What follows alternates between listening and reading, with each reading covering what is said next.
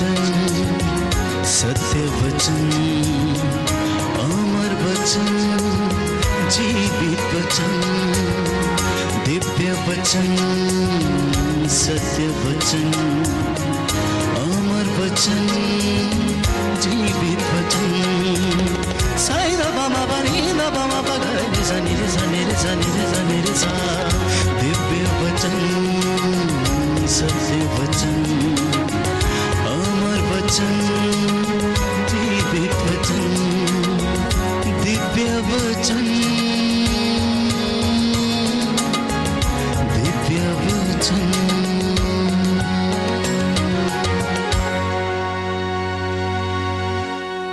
प्यारे भाइयों और बहनों, संसार में अधिकतर लोग किसी न किसी बंधन में हैं। बंधन क्या है? जो आपको बांध लेता है, उसके बाद आप उसमें से निकल नहीं पाते हैं, और वो बंधन आपकी बर्बादी का फंदा बन जाता है। और उस बंधन के कारण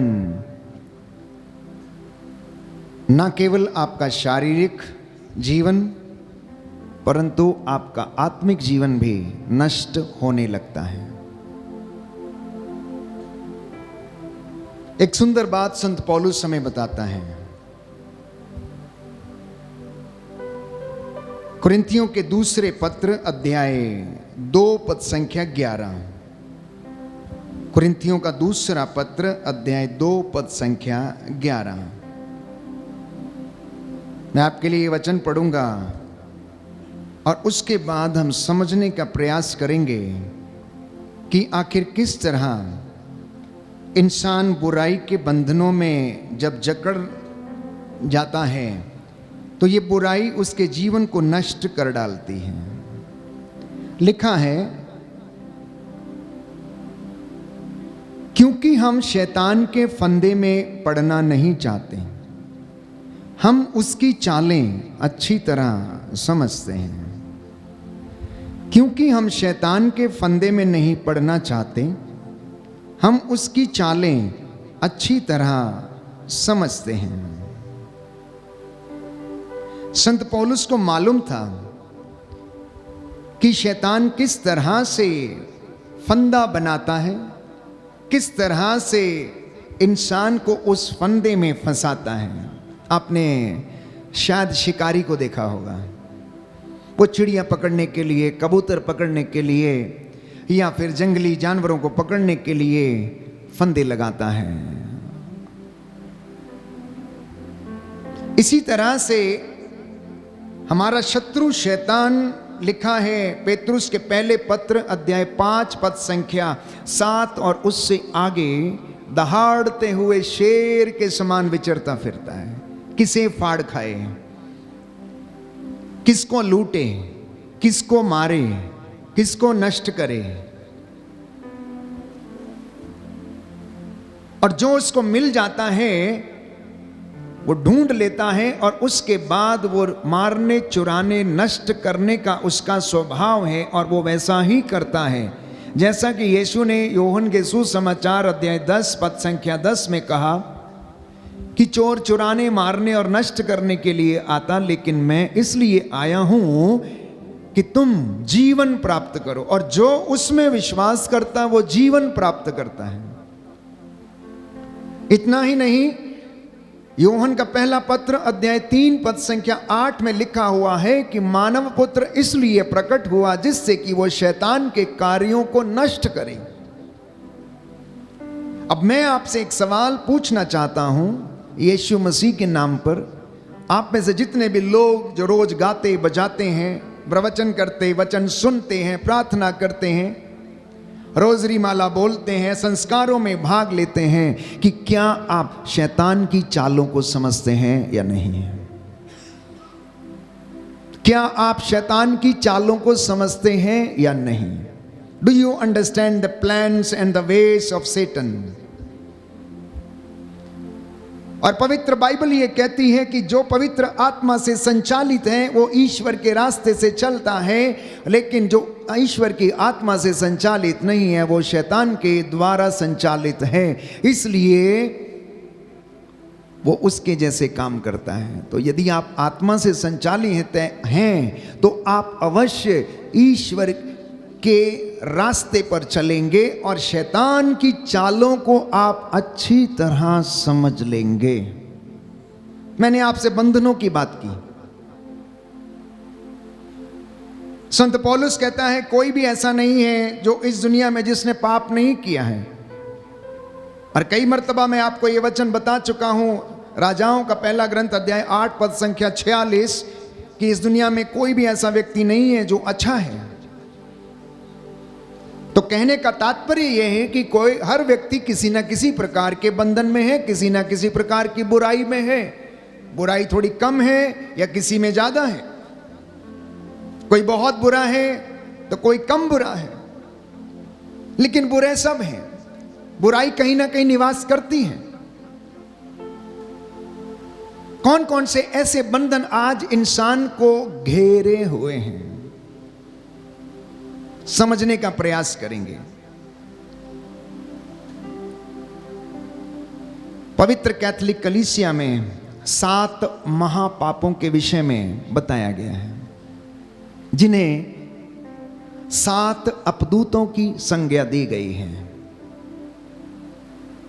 उनमें से ईर्ष्या, अहंकार, क्रोध, लालच, पेटूपन, ये दुष्ट आत्माएं इंसान के जिंदगी को, उसके शरीर को, उसकी आत्मा को नाश करते हैं।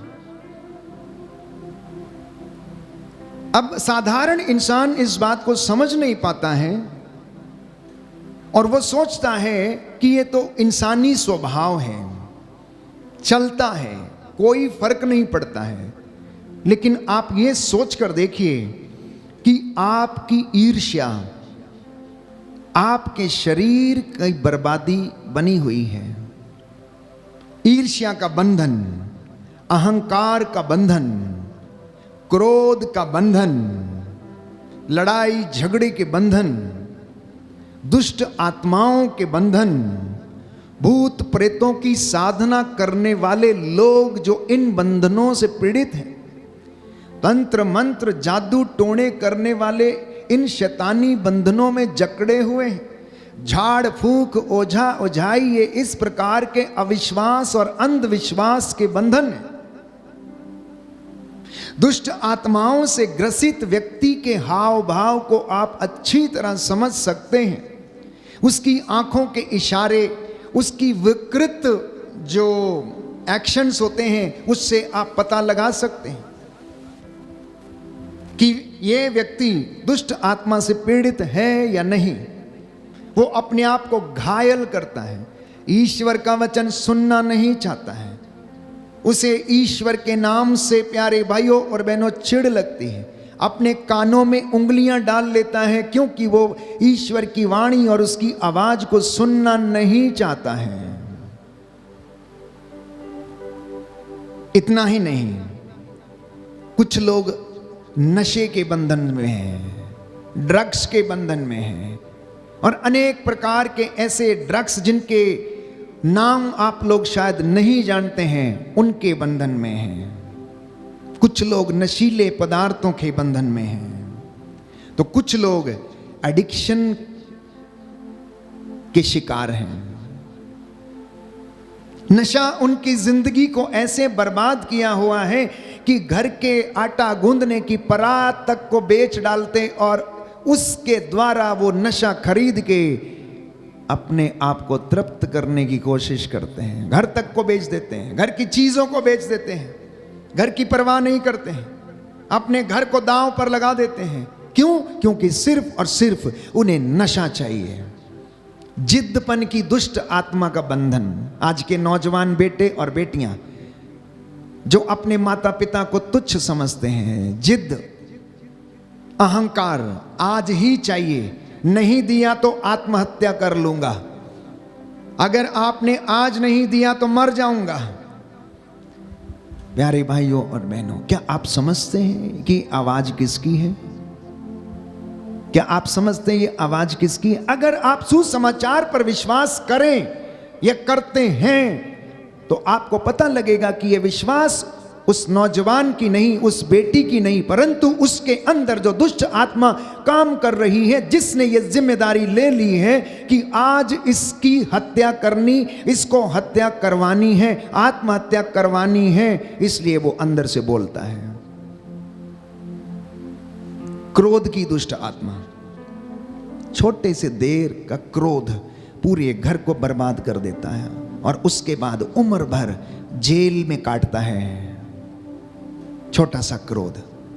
अगर इन तमाम बंधनों को यदि आप देखें, इन बॉन्डेजेस को यदि आप देखें अपने जीवन में, आप इसको अगर पुनरावलोकन करें, पुनरावलोकन का मतलब यह है कि if you evaluate your life, अगर आप अपने जीवन पर मनन चिंतन करें, रोजमर्रा की जिंदगी में अगर आप अपने विश्वासी जीवन को, साधारण जीवन को परख कर देखें कि आपकी जिंदगी में, आपके परिवार में क्या हो रहा है वर्तमान में, व्यक्तिगत रूप से, पति पत्नी के जीवन में, माता पिता और बच्चों के जीवन में वो क्या हो रहा है, तो आपको पता चल जाएगा कि ये चालें शैतान की हैं और या फिर पवित्र आत्मा कुछ और चाहता है आपसे।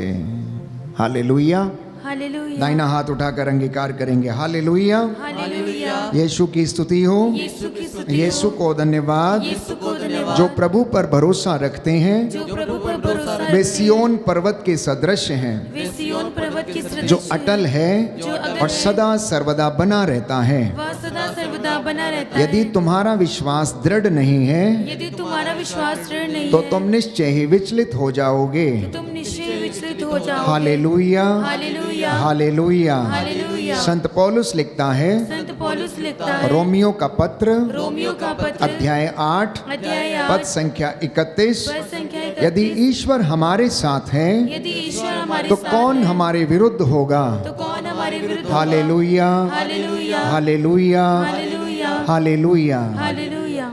और थोड़ा आगे बढ़ते हैं। प्रभु हमसे बातें कर रहा है और मैं समझता हूं कि वो रोज आपको और मुझे याद दिलाना चाहता है। अधिकांश लोगों के जीवन में, अधिकांश लोगों के दाम्पत्य जीवन में व्यभिचार का बंधन है। उनकी जड़ें पवित्र नहीं हैं, इसलिए उनके तने भी पवित्र नहीं हैं। और यदि उनके तने पवित्र नहीं हैं तो उनके फल अर्थात उनके बच्चे वो भी पवित्र नहीं हैं। क्यों? क्योंकि पेड़ की पहचान उसके फल से होती है। जैसा कि यीशु ने कहा कि पेड़ अपने फलों से पहचाना जाता है। जब तक उसमें फल नहीं आता तब तक हम पहचान नहीं सकते हैं कि वो किस चीज का है या कैसा है, या जब तक आपको उसकी जानकारी नहीं है तब तक आप ये अंदाजा नहीं लगा सकते। इसलिए यीशु ने कहा कि पेड़ की पहचान उसके फलों से होती है। इसलिए दाम्पत्य जीवन में व्यभिचार का बंधन होने के कारण जड़ें पवित्र नहीं, और यही कारण है कि संतानें भी जो उनका फल हैं वो पवित्र नहीं है। गलत संबंधों के बंधन, अश्लीलता के बंधन नौजवानों में विशेष रूप से।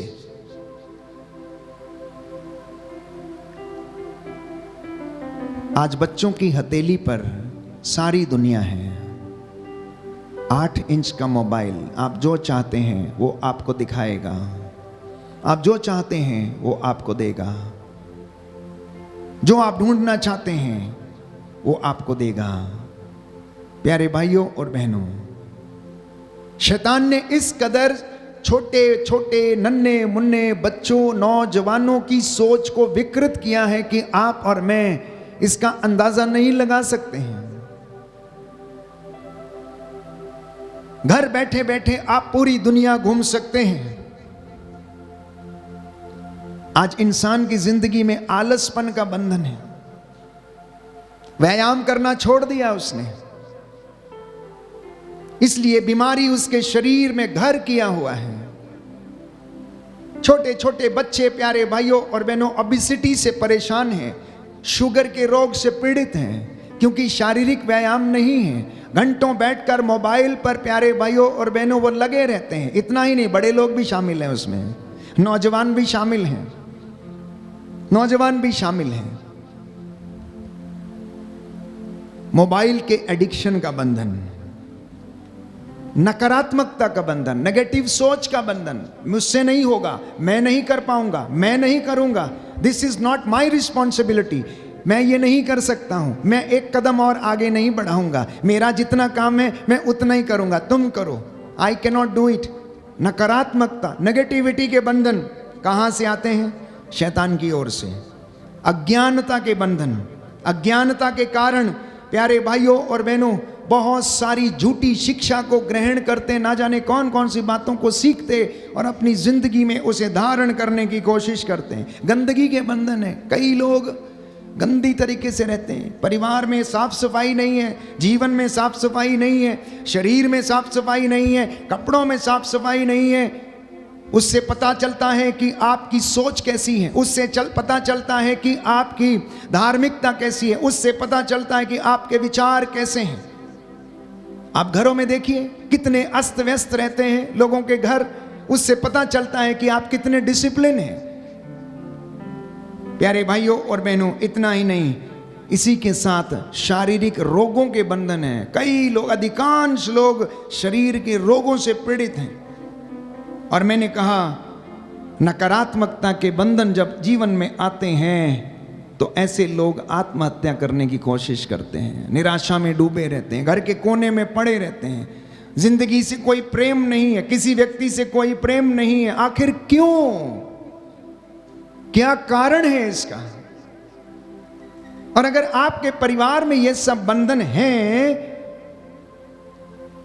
तो आप क्या करते हैं और क्या करना चाहिए? क्या करना चाहिए?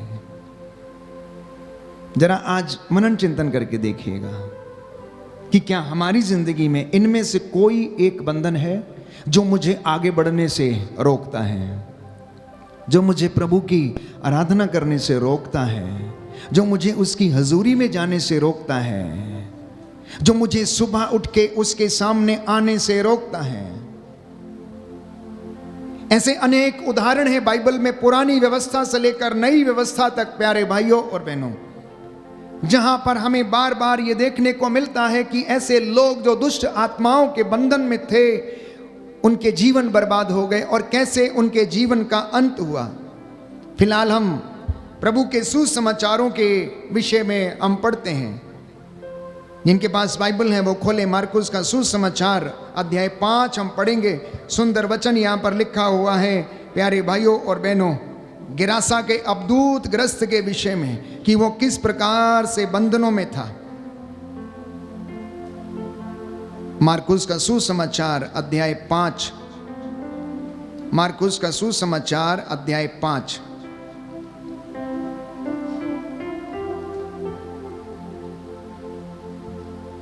लिखा है, वे समुद्र के उस पार गेरासीनियों के प्रदेश पहुंचे। ईसा ज्यों ही नाव से उतरे, एक अवधूत ग्रस्त मनुष्य मकबरों से निकलकर उनके पास आया। एक अवधूत ग्रस्त मनुष्य मकबरों से निकलकर यीशु के पास आया। वह मकबरों में रहा करता था। अब कोई उसे जंजीर से भी नहीं बांध पाता था, क्योंकि वह बारंबार बेड़ियों और जंजीरों से बांधा गया था। किंतु उसने जंजीरों को तोड़ डाला और बेड़ियों को टुकड़े टुकड़े कर दिया। उसे कोई भी वश में नहीं रख पाता था।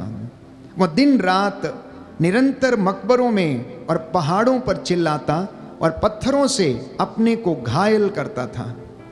वह ईसा को दूर से देखकर दौड़ता हुआ आया और उन्हें दंडवत कर ऊंचे स्वर से चिल्लाया, ईसा सर्वोच्च ईश्वर के पुत्र, मुझसे आपको क्या, ईश्वर के नाम पर प्रार्थना है, मुझे ना सताइए। क्योंकि ईसा उससे कह रहे थे, अशुद्ध आत्मा इस मनुष्य से निकल जा। ईसा ने उससे पूछा, तेरा नाम क्या है? और उसने उत्तर दिया, मेरा नाम सेना है, क्योंकि हम बहुत हैं।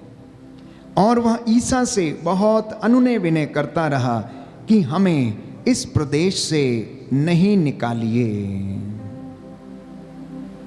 मैं समझता हूं कि आपको ये घटना जिसके विषय में प्रभु सुसमाचार में हमें बताता है, समझ में आई है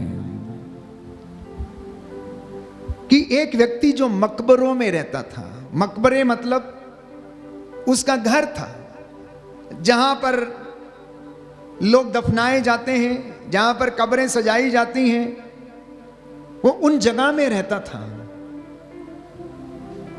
और जैसे ही ईसा को वो देखता है, वो दौड़कर ईसा के पास आता है। दौड़कर लिखा है, वह दौड़ ईसा के पास आता। ईसा ज्यों ही नाव से उतरे, एक अपदूत ग्रस्त मनुष्य मकबरों से निकलकर उनके पास आया। वो क्या करता था? पत्थरों से अपने आप को घायल करता था, जंजीरों से उसे बांधना पड़ता था, लेकिन वो जंजीरें तोड़ डालता था।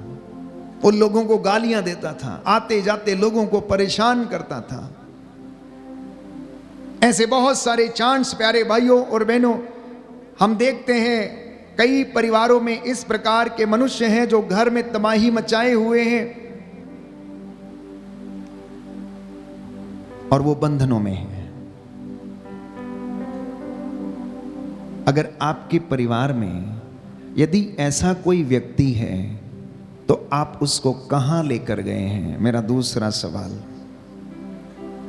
क्या आप उसे यीशु के पास लाए हैं या नहीं?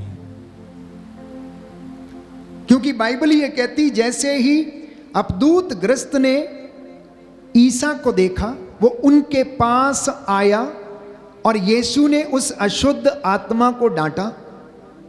उन्होंने अनुनय विनय किया कि हमें इसमें रहने दीजिए, हमें इसमें रहने दीजिए। कोई व्यक्ति नशे का शिकार है, कोई व्यक्ति अश्लीलता या बंधनों का शिकार है, तो वो नहीं चाहता कि उससे आज़ाद हो जाए। वो नहीं जाना चाहता, वो चर्च नहीं जाना चाहता है, वो मिस्सा में भाग लेना नहीं चाहता, वचन सुनना नहीं चाहता, साधना में जाना नहीं चाहता। लेकिन आपको उसे उसमें से, उस परिस्थिति से निकालना होगा, उसके उस मकबरे में से निकालना होगा और उस मकबरे से निकालकर उसे दूसरी परिस्थिति में डालना होगा।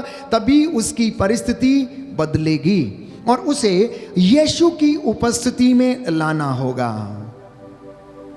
अपने घर में जो ऐसे लोग हैं उनके लिए प्रार्थना करना, जो इस प्रकार के बंधनों से पीड़ित हैं, चाहे वो कैसे भी हो, नौजवान हो, छोटे हो, बड़े हो, उनके लिए प्रार्थना करना। क्योंकि प्रार्थना प्यारे भाइयों और बहनों ना केवल इंसान का परंतु ईश्वर का भी मन बदल देती है। प्रार्थना में इतना सामर्थ्य है, उसका उत्तर भले ही हमें देर से मिले लेकिन मिलता अवश्य है। तो जब हम इन मकबरों में, इन एडिक्शंस में रहने वाले व्यक्तियों को उसमें से निकालकर ईश्वर की उपस्थिति में लाते हैं तो वो ठीक हो जाते हैं। बोलिए आमीन, हालेलुया, यीशु की स्तुति हो, यीशु को धन्यवाद, हे प्रभु यीशु। मैं विश्वास करता हूँ आप चंगाई दाता हैं, आप दयावान हैं, सहज ही द्रवित हो जाते हैं। हालेलुया, मुझ पर दया कीजिए, मेरे परिवार पर दया कीजिए। Hallelujah, hallelujah.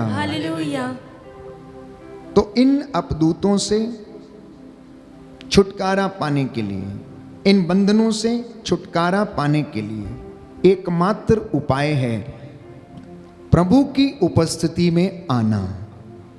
और जितना देर आप हो सके उतना देर प्रभु की उपस्थिति में बैठना। दूसरा उपाय है इन बंधनों से आजाद होने के लिए उपवास करना। तीसरा उपाय है इन बंधनों से आजाद होने के लिए प्रार्थना करना। दूसरा उदाहरण हम देखते हैं प्यारे भाइयों और बहनों, बाइबल हमें बताती है मार्कुस के सुसमाचार अध्याय 9 में हम बंधनों की बात कर रहे हैं, तो बाइबल इसके विषय में जो हमें बता रही है वो इस प्रकार है। मार्कुस का सुसमाचार अध्याय 9 पद संख्या 14 और उससे आगे। जब वे शिष्यों के पास लौटे तो उन्होंने देखा कि बहुत से लोग उनके चारों ओर इकट्ठे हो गए और कुछ शास्त्री उनसे विवाद कर रहे हैं। ईसा को देखते ही लोग अचंभे में पड़ गए और दौड़ते हुए उन्हें प्रणाम करने आए। ईसा ने उनसे पूछा, तुम लोग इनके साथ क्या विवाद कर रहे हो? भीड़ में से एक ने उत्तर दिया, गुरुवर, मैं अपने बेटे को जो एक गूंगे अपदूत के वश में है आपके पास लाया हूं। वह जहां कहीं उसे लगता है वहीं उसे पटक देता और फेन उगलता है, दांत पीसता और उसके अंग अकड़ जाते हैं। मैंने आपके शिष्यों से उसे निकालने को कहा परंतु वे ऐसा नहीं कर सके। ईसा ने उत्तर दिया, अविश्वासी पीढ़ी, मैं कब तक तुम्हारे साथ रहूं? कब तक तुम्हें सहता रहूं? उस लड़के को मेरे पास लेकर आओ। वे उसे ईसा के पास ले आए। ईसा को देखते ही अपदूत ने लड़के को मरोड़ दिया। लड़का गिर गया और फेन उगलता हुआ भूमि पर लौटता रहा। ईसा ने उसके पिता से पूछा, इसे कब से ऐसा हो जाया करता? उसने उत्तर दिया, बचपन से। अपदूत ने इसका विनाश करने के लिए इसे बार बार आग अथवा पानी में डाल दिया है। यदि आप कुछ कर सकें तो हम पर तरस खाकर हमारी सहायता कीजिए। ईसा ने उससे कहा, यदि आप कुछ कर सके, विश्वास करने वाले के लिए सब कुछ संभव है। आप में से आज बहुत सारे लोग जब आपके घरों में आपके बेटे या बेटी या आपकी बहन या आपकी माता या पिता इस प्रकार की परिस्थिति से गुजरते हैं तो आप प्यारे भाइयों और बहनों उसको ना जाने कहां कहां लेकर भागते, झाड़ फूंक, तंत्र मंत्र, जादू टोना क्या क्या करते हैं। लेकिन बाइबल ये कहती है कि ऐसे अपदूत ग्रस्तों को लोग यीशु के पास लेकर आए। यीशु ने अपदूतों को डांटा और वे उसे देखकर चिल्लाते थे, कहते थे कि आप यहां से चले जाइए, हमें सताने के लिए क्यों आए हैं? हमें यहीं पर रहने दीजिए, हम तो बहुत बड़ी सेना है। किसी किसी व्यक्ति के घर में इस प्रकार के बहुत सारे अपदूत सेना के समान निवास करते हैं। घरों की हालत बहुत ज़्यादा प्यारे भाइयों और बहनों खराब है। कई घरों में तोड़ फोड़, नशे के कारण मार पीट, लड़ाई झगड़ा, बिस्तर जला देना, कमरे में आग लगा देना, गाड़ी में आग लगा देना, खाने की प्लेट उठाकर फेंक देना, तोड़ फोड़ करना। क्या ये किसी साधारण व्यक्ति के चिन्ह हैं? क्या ये किसी साधारण व्यक्ति के चिन्ह हैं? क्या कोई साधारण व्यक्ति ऐसा कर सकता है? आखिर इसके पीछे क्या रहस्य है? अगर आप बाइबल पर विश्वास करते हैं तो प्यारे भाइयों और बहनों, बाइबल ये कहती है ये दुष्ट आत्माओं का काम है। ये शैतान की धूर्तता और उसकी चालें हैं जिनका सामना आपको और मुझे करना पड़ता है। संत पौलुस लिखता है एफेसियों के पत्र अध्याय 6 पद संख्या 10 में कि हमें निरंतर आकाश की दुष्ट आत्माओं से संघर्ष करना पड़ता है। इसलिए आप लोग ईश्वर के अस्त्र शस्त्र धारण कर लें। और मैंने आपको बताया कि ईश्वर के अस्त्र शस्त्र उनमें से जो हमें करने हैं प्यारे भाइयों और बहनों, उपवास और प्रार्थना। ये 2 हथियार हैं जिससे कि आप अपदूतों को निकाल सकते हैं। उसके अलावा संत पौलुस हमें बताता है मुक्ति का टोप, आत्मा की तलवार अर्थात ईश्वर का वचन, शांति, सुसमाचार, उत्साह के जूते, विश्वास की ढाल, सत्य का कमरबंद कसकर आप लोग आगे बढ़ें जिससे कि आप शैतान की धूर्तता का सामना करने में समर्थ हो जाएं। और याकूब लिखता है कि आप ईश्वर के अधीन रहें और वो परमेश्वर आपको शीघ्र ही शैतान को आपके पैरों के तले डाल देगा। बोलिए आमीन, हालेलुया, हालेलुया, हालेलुया, हालेलुया। यीशु की स्तुति हो, यीशु की स्तुति यीशु हो, को धन्यवाद, यीशु को धन्यवाद, यीशु की आराधना हो, यीशु की आराधना हो, यीशु की महिमा हो, यीशु की महिमा हो, यीशु को धन्यवाद। यीशु को हे धन्यवाद। प्रभु यीशु, हे प्रभु यीशु, आप दयावान हैं आप दयावान हैं मेरे परिवार पर, मेरे परिवार पर, मेरे जीवन पर मेरे जीवन पर अधिकार लीजिए, अधिकार लीजिए, दया कीजिए। दया कीजिए। Hallelujah, hallelujah, hallelujah. हालेलुया। तो प्रियजनों, विश्वासियों के लिए ये निहायत ही जरूरी है। हर एक व्यक्ति जो ईश्वर पर विश्वास करता है, मसीह पर विश्वास करता है, उसके नाम को जानता है कि आप अपने इन रोगियों को, विशेष रूप से जो बंधनों में हैं, आप इन्हें यीशु के पास लेकर चले जाएं। आप इन्हें यीशु के पास लेकर जाएं, क्योंकि बाइबल ये कहती है, मत्ती का सुसमाचार अध्याय 8 पद संख्या 16, gospel of Saint Matthew chapter 8 verse 16, यहां पर लिखा हुआ है, संध्या होने पर लोग बहुत से अपदूत ग्रस्तों को ईसा के पास ले आए।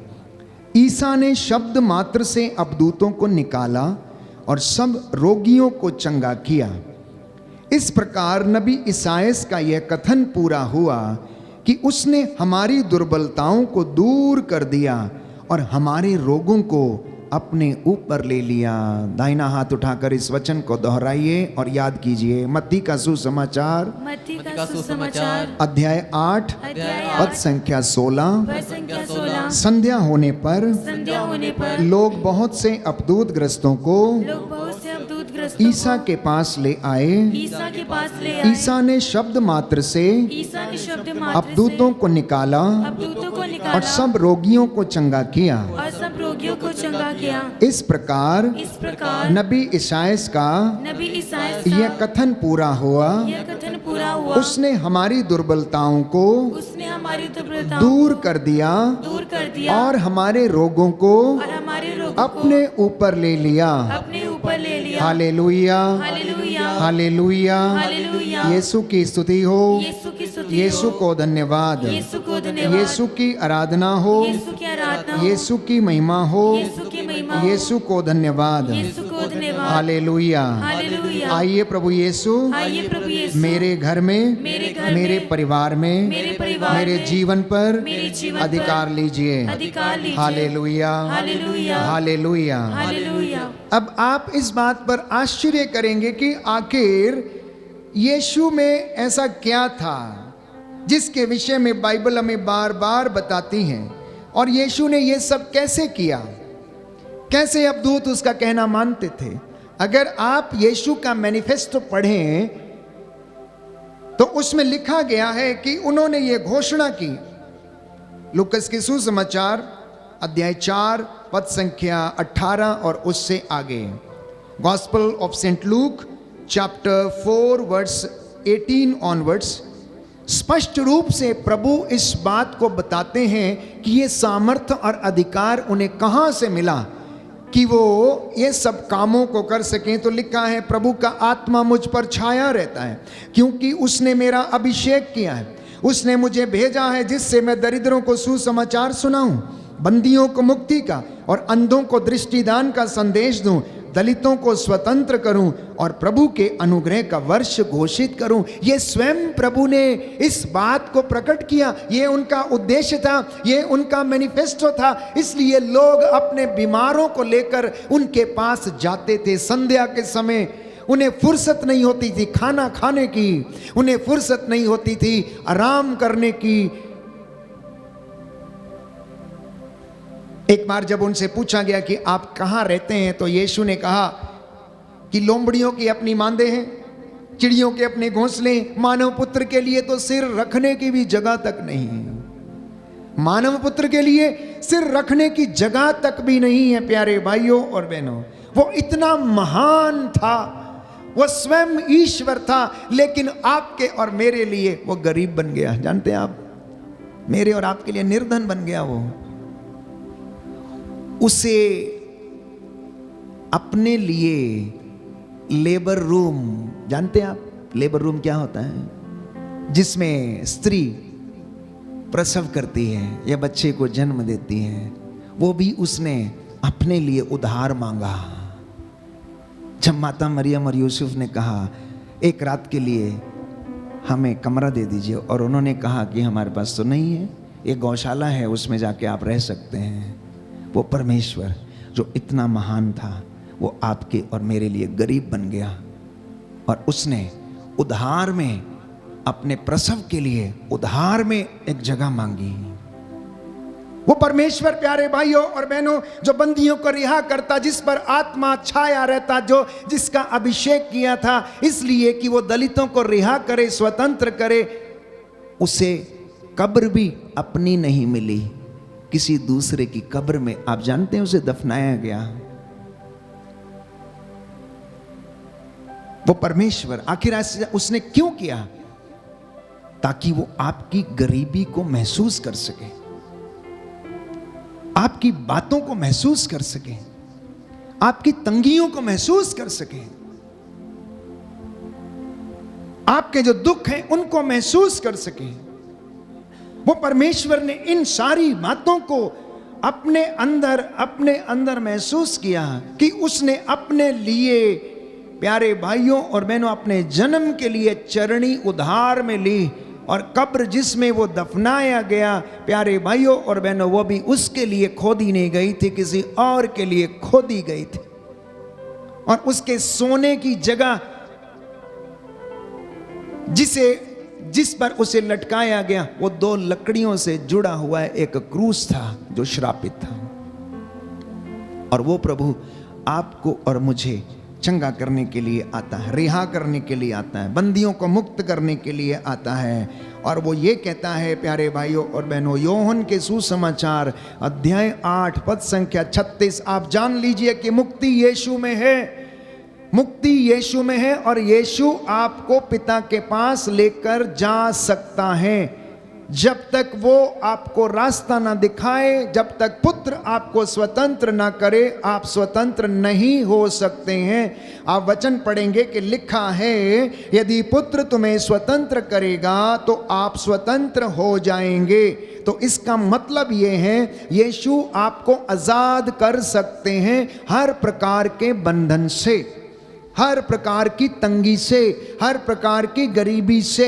यदि आप उसकी हजूरी में आते हैं, उसकी प्रेजेंस में आते हैं, तो आपके हालात बदल जाते हैं। एक सुंदर गीत है, हम इसको गाते हैं कि हालात बदल जाते हैं जब आप उसकी हजूरी में आते हैं, या वो आपके घर में आता है तरस खाकर और आपको शिफा देता है। इसलिए अपने इन बीमारों को यीशु के पास लाना, ये आज का संदेश है, मुख्य संदेश, कि अगर आप बंधनों से छुटकारा चाहते हैं तो आप यीशु के पास आइए।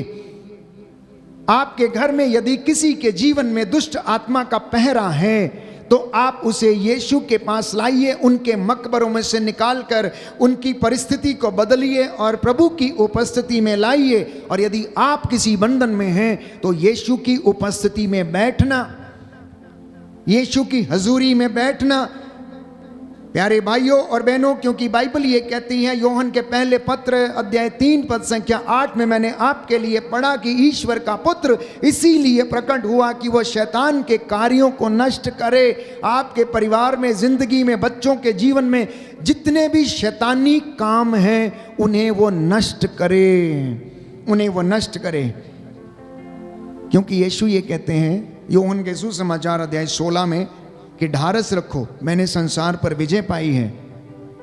ढारस रखो, मैंने संसार पर विजय पाई। यीशु के सानिध्य में आपका छुटकारा है, यीशु के सानिध्य में आपकी जीत है, यीशु के सानिध्य में आप उसकी महिमा देखेंगे, यीशु के सानिध्य में आपकी सफलता है, यीशु के सानिध्य में आपको प्यारे भाइयों और बहनों सांत्वना मिलेगी, यीशु के सानिध्य में आपको शांति मिलेगी। यीशु के अधीन आप रहेंगे तो शीघ्र ही शैतान आपके पैरों के नीचे रहेगा। याद कीजिए, मत्ती के सुसमाचार अध्याय 15 में एक कनानी स्त्री के विषय में पढ़ते हैं जिसकी बेटी को अबदूत लगा था। वो बार बार यीशु से निवेदन कर रही थी। तो यीशु ने क्या कहा कि बच्चों की रोटी लेकर कुत्तों के सामने डालना ठीक नहीं है, कुत्तों के पिल्लों के सामने डालना ठीक नहीं है। तो उसने विश्वास पूर्वक कहा ठीक है मालिक, कोई बात नहीं, लेकिन फिर भी मालिक की मेज से गिरा हुआ चूर पिल्ले खाते ही हैं। ठीक है, मान लिया कि हम ऐसे हैं, मान लिया कि हम बुरे हैं, हमें वो चूर खाने दीजिए। यीशु ने कहा मैंने इज़राइल में भी ऐसा विश्वास नहीं देखा, और उसने उनको चंगाई प्रदान की।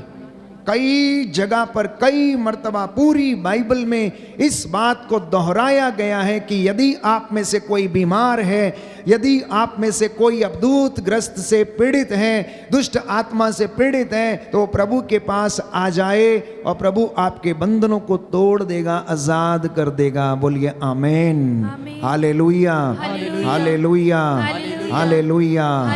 अब ये वचन सुनने के बाद चुपचाप बैठना नहीं, मनन चिंतन करना।